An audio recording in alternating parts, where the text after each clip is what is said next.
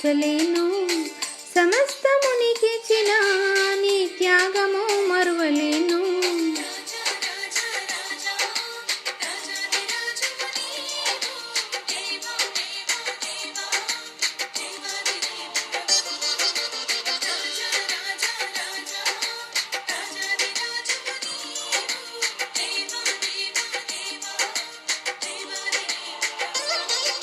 నిత్యము స్తుతించిన నీ రుణము తీర్చలేను.